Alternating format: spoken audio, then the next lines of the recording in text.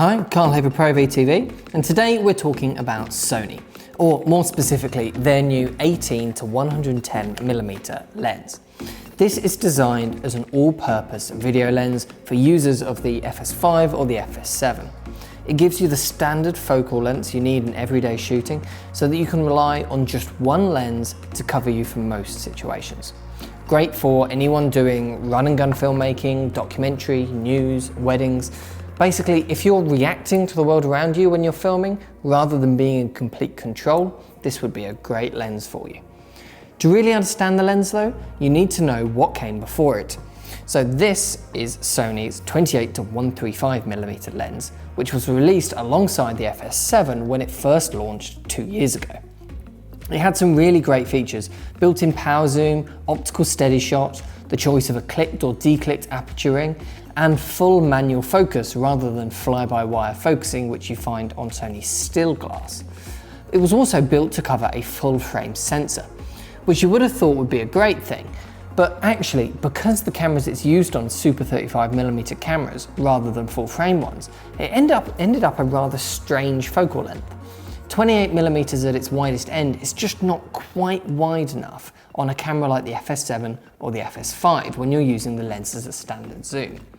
This meant that this lens actually works better on Sony's mirrorless cameras like the A7S, which is a combination no one really actually used because, well, the lens is twice the size of the camera and it ends up looking like this. So fast forward to now, and Sony have given us this, the 18-110mm. The big difference is that this one is designed for super 35mm sized sensors, hence the wider focal range of 18-110.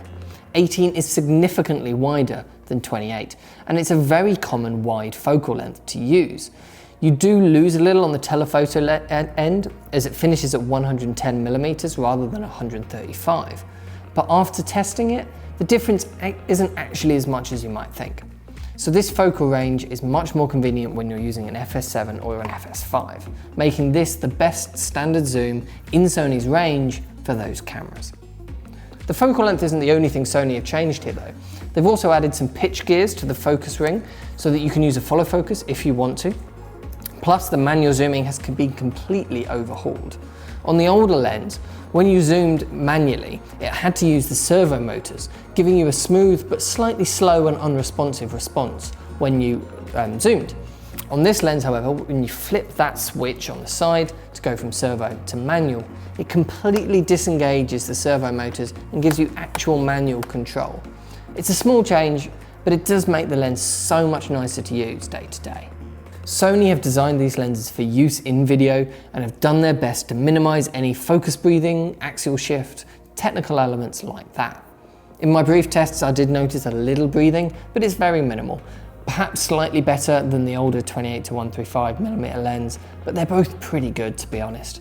They don't hold up to true cinema glass, but they're certainly a long way better than still lenses are. For me, this lens is better in every way than the older 28-135 if you're using it with an FS5 or FS7. Sony have really upped their game and given us a very serious contender for people looking for an all-purpose standard zoom design for video. So what do you think of the lens? Let us know in the comment section below and make sure to like the video and subscribe to the channel for more as it really does help. Thanks for watching and I'll see you in the next video.